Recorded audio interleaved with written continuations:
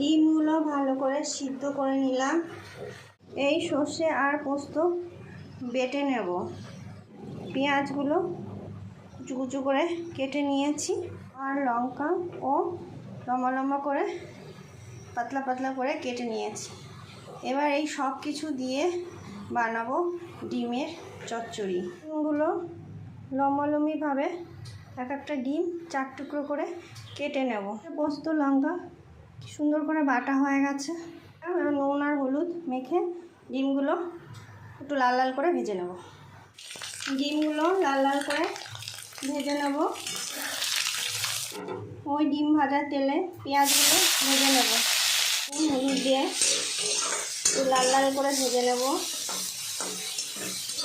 পেঁয়াজগুলো ভাজা হয়েছে, অনেকটা লাল লাল হয়েছে। এবার একটু লঙ্কার গুঁড়ো দেব।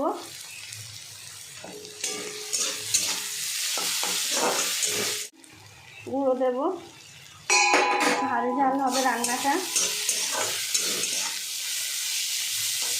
কেটে রাখা টমেটো আর কাঁচা লঙ্কা দিয়ে আবার একটু ভেজে নেব।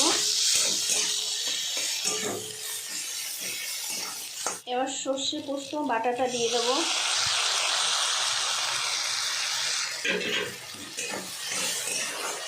এবার বাটি ধোয়া জলটা দিয়ে দেব, তাহলে মশলাটা পুড়বে না। দেখুন কি সুন্দর কালার আর গন্ধ বেরিয়েছে। মশলা কষা হয়ে গেছে। এবার ভাজা ডিমগুলো দিয়ে দেব।